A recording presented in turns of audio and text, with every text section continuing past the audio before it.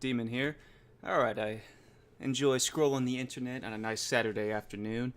I'm just catching up here on the Rhonda Jarrar, news story, controversy that broke out. When Barbara Bush died a couple days ago, Rhonda didn't have some very nice things to say. Now, I learned from the Bambi cartoon, if you've got nothing nice to say, it's best not to say anything at all. I am not a fan of the Bushes. I think George W. Bush sent a lot of innocent young boys to die in the Arabian desert under false pretenses. What's going on with the intelligence community right now? It looks like they're trying to frame Trump. And with this Russian collusion crap, Comey looks like a liar. The assistant deputy director, Andrew McCabe, looks like a liar.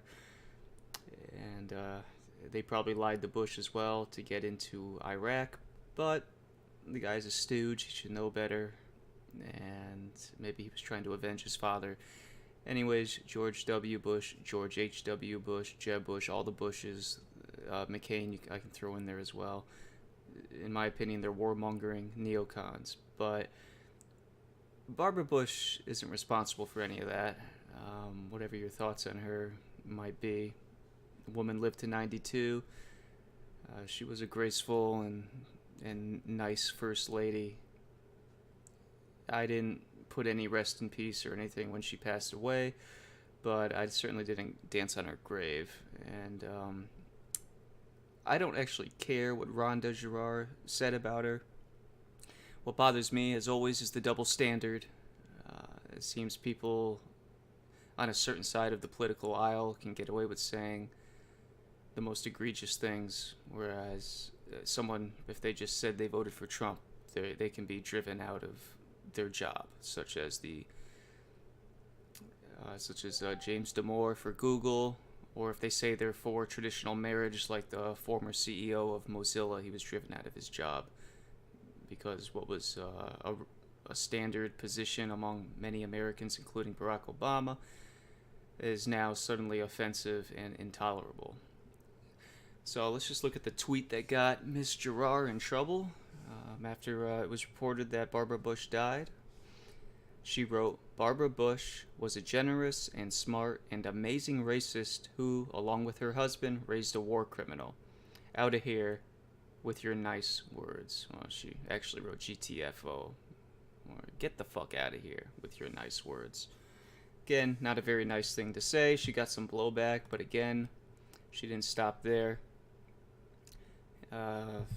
She also wrote in response to the blowback, PSA, either you are against these pieces of shit and their genocidal ways, or you're part of the problem. That's actually how simple this is. I'm happy the witch is dead. Can't wait for the rest of her family to fall to their demise the way 1.5 million Iraqis have. I noticed how she hasn't mentioned the few thousand troops that died and the tens of thousands that were maimed. Also, she's Kuwaiti. George H.W. Bush put troops in harm's way to free Kuwait from Saddam Hussein's rule. She also wrote, I work as a tenured professor. I make $100,000 a year doing that. I will never be fired. I will always have people wanting to hear what I have to say. It's tenured professor. It's very hard to get him fired. I believe it was put in place for free speech protection. I don't think this is the type of speech they had had in mind. I think the whole tenured professor position is something that needs to be done away with. It's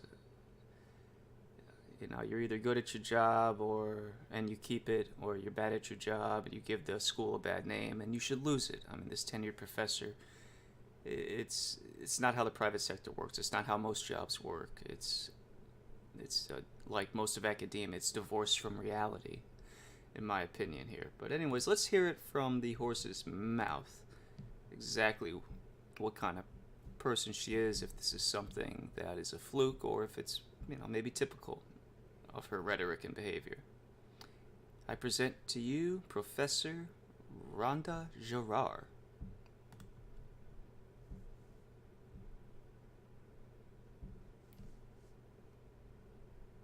Fresno is one of those places where like it, a lot of the agriculture, a lot of the food, that Americans eat is grown there, and or around there, and even though a lot of the farmers now are Trump supporters and just fucking stupid, and I'm inspired.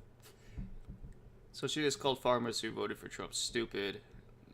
She clearly has no idea what sort of economic strife and turmoil a lot of these farmers are going through. A lot of corporations, international corporations, they're just buying up seeds and crops before they're even planted in the grounds. They're all corporate farms, heavily subsidized by taxpayer dollars. And then they sign these, or they lobby for these massive international corporate trade deals like NAFTA or Trans-Pacific Partnership, so that they can control the supply, the global supply around the world.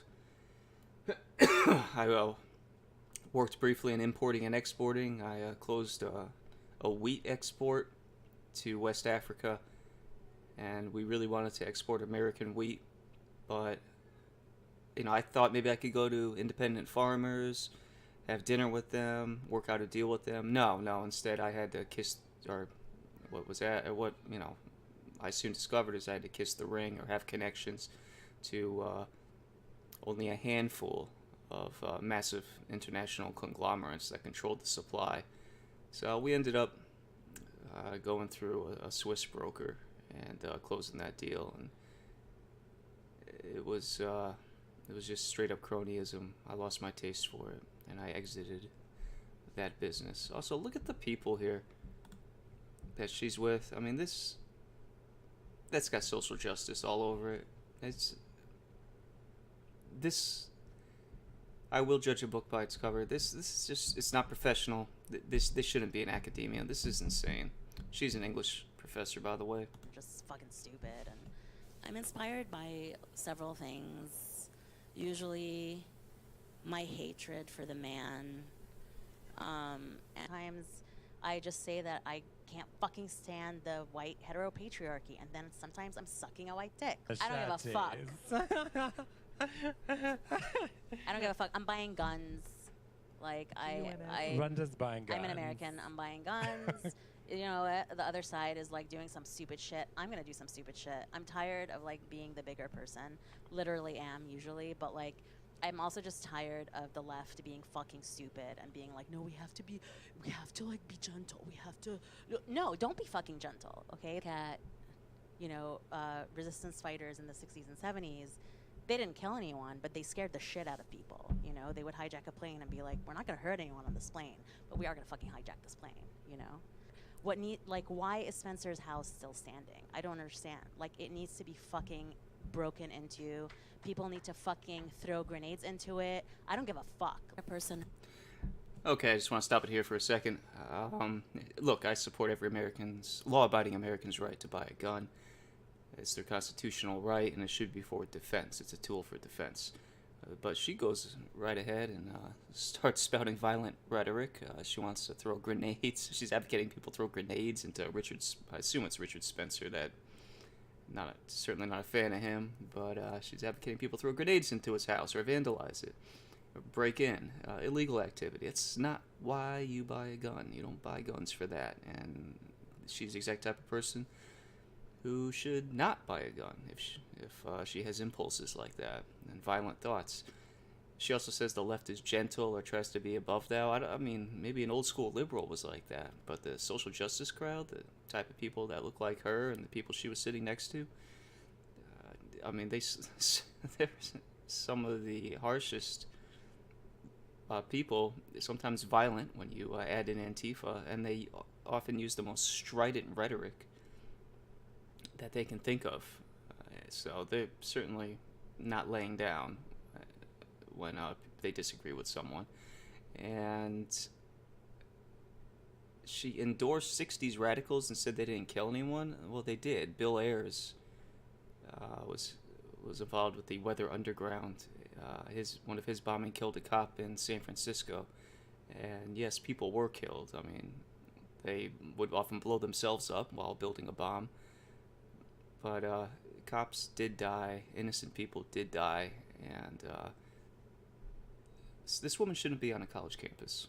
Hones their writer's voice is by telling people to shut the fuck up when they annoy them. You know, call them out for their inappropriate and spilling out masculinity. Make fun of them in public around a bunch of other people that were at an event. Hello, Rhonda. It's random. I got 2 questions. I hope you're fine with that. First of all, I want to acknowledge the fact that you're... Dude, no woman asked 2 questions. Look at this shit. This dude's like, I got 2. Type of recommendations or...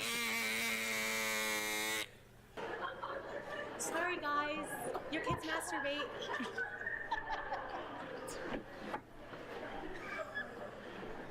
Yes.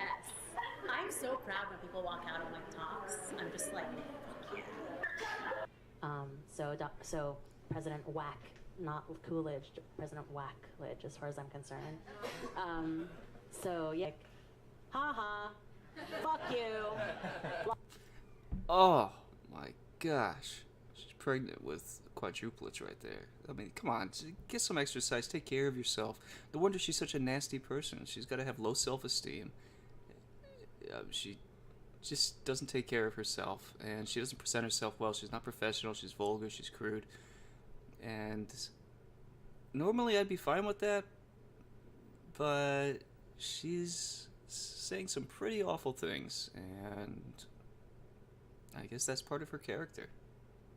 Like, we're here, like, we're gonna keep coming here. Empire is basically, I mean, you know, like, it counts on brown and black bodies, right, to keep going. And, you know, this is actually my shit. The reason you have nice stuff is because you stole my stuff. You stole my resources, you stole my land, you know, raped me, you took... So, I don't think anyone would want to rape her, and she's light-skinned enough where she's pretty high up on the privilege totem pole. But she's claiming she's a person of color and is victimized.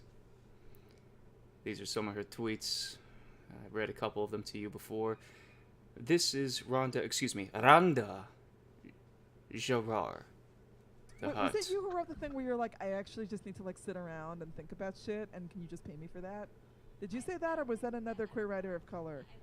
Yeah. I don't remember. I say that all the that's time. true. Yeah, well then you probably... It's That's why I'm an academic. That's why an academic. Well, I hope you enjoyed Randa Jarrar, the Hutt.